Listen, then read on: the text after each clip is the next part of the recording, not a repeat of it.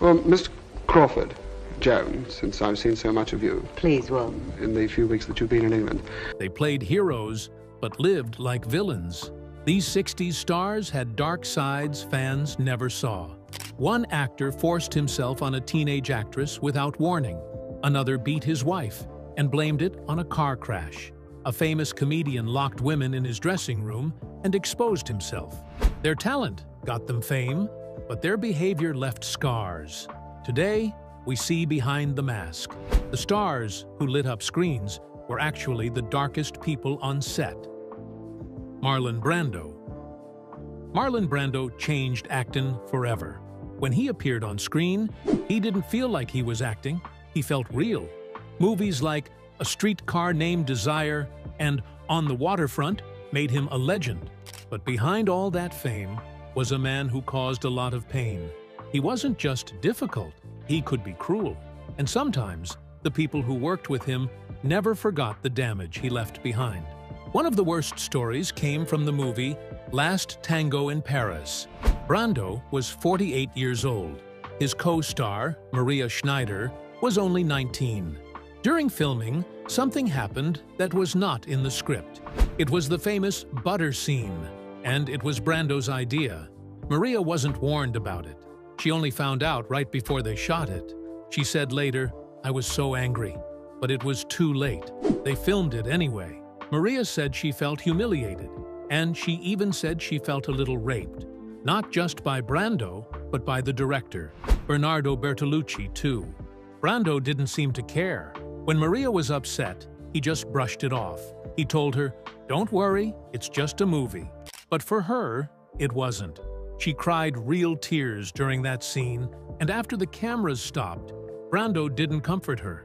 He didn't even apologize. Later, Bertolucci admitted they had planned not to tell her the full details because they wanted a real reaction. They didn't want her acting. They wanted her fear and humiliation to be real. And that's exactly what they got. The damage didn't end when filming did. Maria struggled for the rest of her life. Drugs, depression, even suicide attempts haunted her. Meanwhile, Brando got another Oscar nomination and millions of dollars. Maria was left with scars she could never fully heal. She died in 2011, but the pain from that movie never really left her. And this wasn't a one-time thing with Brando. Trouble seemed to follow him wherever he went. In 1962, while filming Mutiny on the Bounty in Tahiti, Brando's behavior nearly destroyed the entire production. He caused delay after delay, fought with the crew, and pushed costs so high that MGM almost went bankrupt. Newspapers even ran stories calling it a disaster. One director said giving Brando control of a movie was like handing a spoiled child the keys to a bank vault. By the 1960s, Brando didn't even seem to like acting anymore. He once said he only acted for money. That bitterness showed. He took roles he didn't care about. His weight went up and down. His performances started to lose their magic. People said he wasn't even trying. Off camera, his life grew stranger. He became paranoid. He recorded everything, his phone calls, his visitors, even his own thoughts. He talked about putting up cameras around his house because he didn't trust anyone. In one recording, he worried about people sneaking up to his gate at night. Brando's own words showed how lost he felt. He once said he hated being famous because people looked at him like he was some animal in a zoo. He felt trapped, stared at, never treated like a real person. That loneliness made him even harder to deal with. He pushed people away, friends, family, co-stars, until he was surrounded by walls of his own making. Peter O'Toole. Peter O'Toole had the kind of face you didn't forget. Those sharp blue eyes, the wild energy, the way he could steal a whole movie with just a look. In 1962, he became a star around the world when he played the lead in Lawrence of Arabia. It should have been the start of a clean, golden career. Instead, Peter O'Toole became just as famous for what he did off-screen. He drank like few others ever have, and he paid the price again and again. He was born in 1932 and chased greatness for decades. He got nominated for the Academy Award 8 times, but never won. It took until 2002 for him to get an honorary Oscar, almost as if the world finally gave up waiting for him to slow down. Even with unforgettable performances in films like Beckett, The Lion in Winter, and The Ruling Class, O'Toole always had something chasing him, and it usually came in a bottle. The real depth of his drinking showed during the making of Lawrence of Arabia. There was one crazy scene where he and Omar Sharif had to charge down a steep hill on camels, hundreds of extras charging behind them on horseback. Instead of taking it seriously, they thought up a plan that today sounds insane. Sharif figured out the odds. It was 4-to-1 they would fall, 10-to-1 they would get trampled. So they got blackout drunk and tied themselves to the camels. O'Toole later joked that the terror you see on his face in that scene wasn't acting at all. It was pure fear, fueled by the booze and the madness of what they were doing. It didn't stop there. After the wild camel ride, O'Toole got badly hurt. His backside was so bruised that he had to pad his saddle with a piece of sponge rubber just to sit. The Bedouin extras saw it and gave him a new nickname, Lord of the Sponge. O'Toole loved to tell people that even years later, some Bedouin camel riders still used that name. For him, every scar had a story, and every mistake became a part of the legend he was building around himself. When he wasn't on set, he was usually somewhere deep in a drinking session with other famous hellraisers like Richard Burton, Richard Harris, and Albert Finney. They could drink for days. Sometimes it was harmless. Sometimes it turned ugly. Once, a critic named Kenneth Tynan sent O'Toole a fake letter saying the IRA was going to blow up his hotel during the filming of Rosebud. O'Toole didn't laugh. He found Tynan, brought a couple of friends, and beat the man so badly that some said he barely survived. By the 1970s, the damage caught up with him. His body started to give out. Doctors had to remove part of his intestines. He almost died. After that, he slowed down his drinking, but he never apologized for it. In 2007, he told The Guardian that he didn't regret one drop. For his generation, he said, they had survived war and rationing. When peace came, they wanted to feel alive. And for O'Toole, that meant drinking loud and drinking in public, never hiding in a dark room with a bottle. Even near the end of his life, he kept the wildness close. One night, he showed up on David Letterman's show, riding a camel onto the stage. After getting off, he gave the camel a can of beer and made a joke about it being thirsty. Jerry Lewis. Jerry Lewis was known as the King of Comedy. For decades, people laughed at his wild antics and praised him for his charity work, especially the muscular dystrophy telethons. On the outside, he looked like a legend, a man who gave so much and made people happy. But behind the jokes and big smile, there was a much darker story waiting to be told. In 2022, years after Lewis passed away, a documentary and a shocking article exposed another side of him. Several women who had worked with Lewis spoke up, and their stories were heartbreaking. They said he used his fame and power to hurt women, not help them. One of them was Karen Sharp. She played his love interest in The Disorderly Orderly. What should have been a simple costume fitting turned into a nightmare. She said Lewis kicked everyone out of the room, grabbed her, and tried to force himself on her. When she said no, he was furious. After that, he told the film crew to ignore her. She was stuck on the movie, trapped by her contract, working day after day with a man who acted like she didn't even exist, unless the cameras were rolling. Another actress, Hope Holliday, told an even more horrifying story. She worked with Lewis on The Ladies' Man. On her very first day, he invited her to his dressing room. Once she walked in, he pressed a button that locked the door. Then he started talking about sex. Before she could react, he exposed himself and began touching himself right in front of her. She sat there frozen, terrified, not knowing what to do. The next day, she confronted him and slapped him. But Lewis was the star and director, and the production came to a halt. He never spoke to her again. She thought about reporting him, but decided not to, scared of what it could do to her career. After all, Lewis was a giant at Paramount Studios. Other women said working with Lewis was miserable too. Jill St. John said her time with him was extremely unhappy. Connie Stevens had heard stories before she even met him. She later said she was the only actress who showed up to his funeral, which spoke volumes about how other women in Hollywood felt about him. The darkness didn't stop at work. Lewis's own family knew a side of him the public never saw. Behind closed doors, he was cruel to his wife and children. His sons later described a life full of fear, saying their father beat them, humiliated them, and made their home a nightmare. They called him a bully, and even said he hated his own children. Joan Crawford. Joan Crawford was one of the biggest stars of old Hollywood. She went from dancing in clubs to winning an Academy Award, and for years she was seen as the perfect example of glamour. But behind all the fancy dresses and flashing cameras, there was a darker side to her life that many people never saw. She started out as a dancer before getting a contract with MGM in 1925. She didn't even choose her name.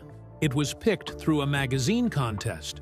Her big break came with the movie Our Dancing Daughters in 1928. People loved her energy, and she became a huge flapper star. When silent films ended and sound came in, she was scared like many actors, but her first talkie, Untamed, in 1929, was a hit anyway. Through the 1930s, she became one of MGM's top stars, starring with Clark Gable in several films. Audiences loved her rags-to-riches roles during the tough Depression years. When her fame started fading, she didn't give up. She left MGM and signed with Warner Brothers in 1943 for a huge amount of money. She won an Oscar for Mildred Pierce in 1945 and got nominated again for Possessed and Sudden Fear. In 1962, she made a shocking comeback with Whatever Happened to Baby Jane, alongside her enemy, Bette Davis. But while her career looked amazing, her real life was a different story. In 1978, her adopted daughter Christina wrote a book called Mommy Dearest, and it painted a terrifying picture.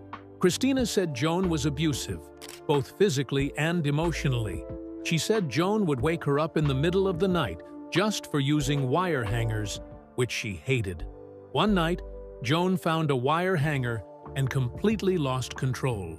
She tore clothes from the closet, dragged Christina by her hair, and beat her while screaming, "No wire hangers!" The book said Joan's cruelty wasn't just about beatings. Christina claimed Joan would create fake Christmas mornings, piling up presents just to pose for cameras. Once the reporters left, she would make the children pick one gift and give the rest away. Christina also said her brother Christopher was strapped to his bed every night, so he couldn't get up and go to the bathroom. Even stranger was what Christina hinted about Joan's fourth husband, Alfred Steele. Officially, he died of a heart attack, but Christina said he was found at the bottom of the stairs and there was no autopsy. She didn't accuse her mother directly, but she made it clear she didn't believe it was just an accident. Joan's bad behavior wasn't limited to her family. On movie sets, she fought with her co-stars. Her most famous feud was with Bette Davis while filming Whatever Happened to Baby Jane. But it wasn't the only one. On the set of Johnny Guitar, she allegedly slept with actress Mercedes McCambridge's husband, and then bullied Mercedes so badly that she once threw all her clothes onto a highway. Joan later said coldly, "I have 4 children. I do not need a 5th." There were even worse rumors. Some claimed Joan seduced teenage actor Jackie Cooper in strange ways, bathing him and powdering him like a doll. In Hollywood, her wild love life became a running joke. Bette Davis once said Joan slept with every male star at MGM except Lassie. Even how she adopted her children was surrounded by dark whispers. Christina claimed Joan got involved with illegal adoptions, taking children who were ripped away from their real parents. Some said she worked with a woman named Georgia Tan, who ran a child trafficking ring pretending to be an adoption agency. Joan adopted 5 children, but one was taken back by his birth mother after just a year. In her final years, Joan struggled with alcohol. She even showed up drunk on the soap opera The Secret Storm, taking over for Christina, who was sick at the time. Her last movie, Trog, was a disaster. Critics hated it, and audiences stayed away. Joan died of pancreatic cancer in 1977. Just 1 year later, Christina's book shattered her image forever. Frank Sinatra. Frank Sinatra wasn't just a singer, he was a king. With songs like Come Fly With Me, Strangers in the Night, and My Way, he ruled American music from the 1940s to the 1960s. His voice was so powerful and smooth that people called him Old Blue Eyes. He wasn't just a singer either, he could act too. When he won an Oscar for From Here to Eternity, it saved his career at a time when people thought he was finished. As the leader of the Rat Pack, he made movies like Ocean's 11 and became the symbol of cool for an entire generation. But behind all the fame and glamour, there was a darker story that never really left him. Sinatra's life was tangled with the mafia from almost the very beginning. When Sinatra was still a young man, before the world knew his name, the mafia already had their eyes on him. Pianist Chico Sciamon remembered seeing Sinatra audition for mob bosses in the late 1930s. They explained it very simply. The mafia could make a man a star, or they could destroy him. Sinatra passed that audition, and from that moment on, he was never far from their reach. One of the biggest signs of the mafia's help came when Sinatra wanted out of his contract with Tommy Dorsey's orchestra. The story goes that Willie Moretti, a mob enforcer, paid Dorsey a visit. After that, Dorsey let Sinatra go. Later, Sinatra denied this, but in earlier testimony, he admitted there had been some intervention. Even Lucky Luciano, one of the most feared crime bosses, once said they put up $50,000 to $60,000 to help launch Sinatra's career. They believed in him, and they made sure the rest of the world did too. The government knew something was wrong. By the 1950s, the Federal Bureau of Narcotics said bluntly that Sinatra was one of many entertainers working with the mafia. His friend Sonny King said mob bosses even assigned people to watch over Sinatra. Joe Fischetti was with him almost all the time, and if anything big came up, Chicago boss Sam Giancana handled it personally. Sinatra's ties to these men weren't casual. They were deep, personal, and lasting. One of the most infamous moments came in 1947, when Sinatra took a trip to Havana. Official reports from FBI agents and drug enforcement officers said they saw Sinatra hanging out with Lucky Luciano almost every night. Columnists back in America wondered out loud why a star like Sinatra would spend his vacation with gangsters. When asked about it, Sinatra blew up and called the reports vicious lies. But the pattern had already set in. Whenever people asked questions about his mob ties, Sinatra either denied it or changed his story. At first, he said he barely knew Joe Fischetti. Then he admitted to knowing him better. Then, later, FBI records showed Sinatra spent hours with Fischetti and even visited his mother's house. Even decades later, Sinatra still tried to claim he didn't know any mobsters. He insisted he didn't know Luciano was a mafia boss. It was a lie nobody believed anymore. As Sinatra's fame grew, his power grew too. By the late 1950s, he bragged about being Il Padrone of Hollywood. His business ties to the mob showed up again when he became part owner of the Cal Neva Lodge at Lake Tahoe. Mob boss Sam Giancana visited often, even though officials warned Sinatra to stay away from known criminals. He didn't listen. These connections didn't just hurt his business, they hurt him politically too. When John F. Kennedy was running for president, he was close to Sinatra. But once Kennedy's team saw how deep Sinatra's mob ties went, they backed away fast. FBI reports show Kennedy even called Sinatra while he was at a mob boss's daughter's wedding in Atlantic City. After that, their friendship never fully recovered. Robert Blake. Robert Blake started as a sweet-faced little boy in the Our Gang comedies, performing under the name Mickey Gubitosi. But behind the scenes, his life was a nightmare. Blake later said his parents abused him horribly. He ran away from home when he was just 14. That pain stayed with him forever. Blake somehow managed to keep acting.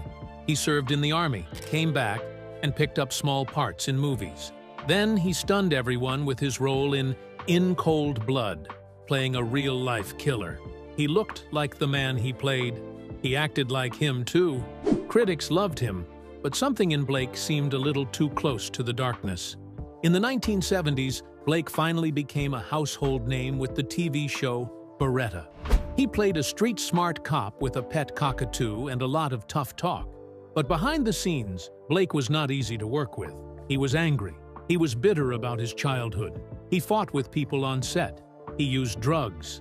Eventually, he walked away from everything and disappeared for years.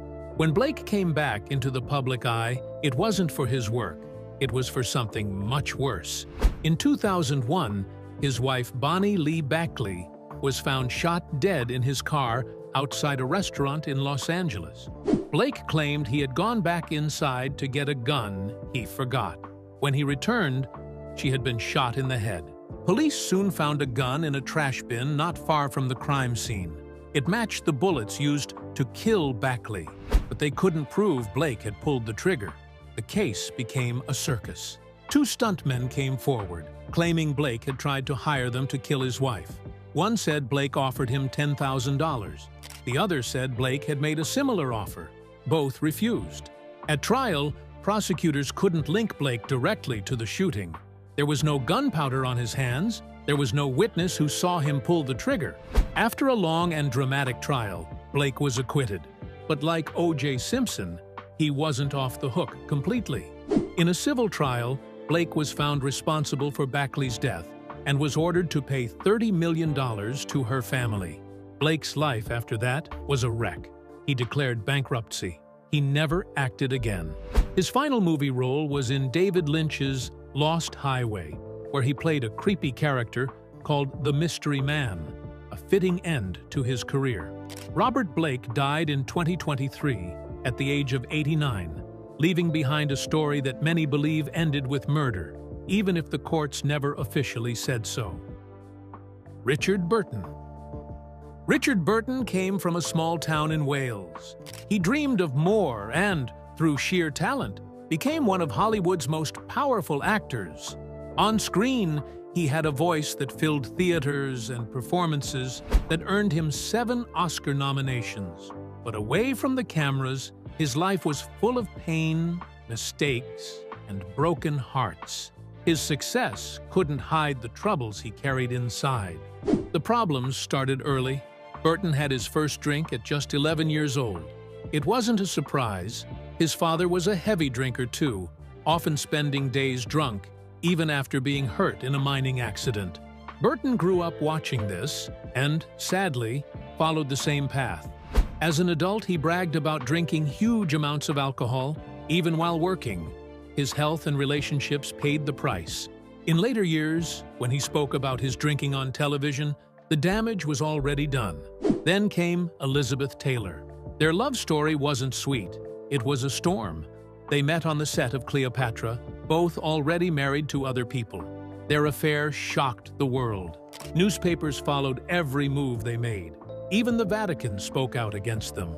Burton didn't care. He once bragged loudly on set about sleeping with Taylor. Their passion was wild, and so were their fights. When their partners finally left them, Burton and Taylor married. But the marriage was a battlefield too. Fights often turned violent. One terrible argument left Taylor with bruises and a broken nose. Though they blamed a car accident, those close to them knew the truth. They divorced, remarried, and divorced again. It was a cycle they couldn't break.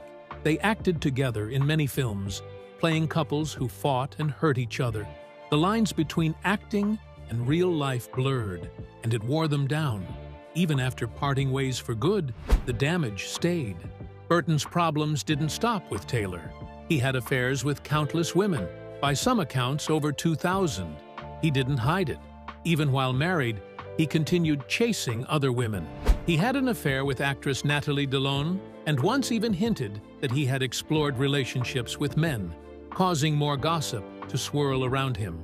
Burton's life was never simple, never quiet, and never free from scandal. Steve McQueen. Steve McQueen, known as the King of Cool, had a different kind of darkness. To the world, he was the tough hero of The Great Escape and Bullet. But inside his own home, he was cruel and dangerous. His first wife, Neely Adams, lived through it all. She later told the world how the man everyone admired had made her life a nightmare. McQueen cheated on her constantly, but couldn't stand the thought of her being unfaithful. When he suspected she had been, he forced her to take drugs and confess. Then he beat her, again and again, demanding every ugly detail. Once, he even pointed a loaded gun at her head, threatening to kill her if she didn't tell him more. The fear she lived with was real and constant. The abuse didn't end there. McQueen pushed her to use cocaine. When she became pregnant, he refused to believe it was his child. Terrified and alone, Adams had an abortion, convinced the baby wouldn't survive the violence anyway. After she left him, McQueen married actress Ali McGraw, but the pattern repeated. He was controlling, jealous, and cruel. He had countless affairs while accusing her of the same. She later said he had a deep anger inside him, mixed with a strange kind of sadness. Their marriage fell apart like the one before it, and McQueen's demons never truly left him, even when his life ended early at just 50 years old. Tony Curtis. Tony Curtis had a smile that could light up a room, but behind it was a man full of darkness. He rose to fame with movies like Some Like It Hot and Spartacus, but off-screen, he left a trail of heartbreak and scandal. One night in 1957, while Kim Novak was filming Vertigo, Curtis invited her to a party at his house. Novak thought her boyfriend would be there too. He wasn't. Curtis gave her a drink. She remembers having just one, but after that, everything went blank. She woke up hours later, naked, with no memory of what happened. Novak later said she believes Curtis drugged her that night. It was a shocking betrayal, made even worse because it happened inside the home he shared with his wife, Janet Leigh. Curtis's bad behavior didn't stop there. After his marriage to Leigh ended, he started dating a teenage actress, Christine Kaufman. He was 38. She was only 17. Fans turned on him. The handsome heartthrob became someone people whispered about for the wrong reasons. Even while married to Leigh, Curtis had affair after affair, chasing women much younger than him, including his co-stars. He was jealous too, constantly accusing Leigh of cheating, even as he cheated himself. Years later, he claimed he had an affair with Marilyn Monroe during the filming of Some Like It Hot, and said she had gotten pregnant and miscarried after telling her husband. As the years passed, Curtis's life became messier. He was arrested for drug possession at Heathrow Airport. His once shining film career faded, and he turned to painting. But even after his death, he shocked his family one last time. In his final will, he left everything to his much younger sixth wife, cutting out all his children. It was a final betrayal in a life full of them.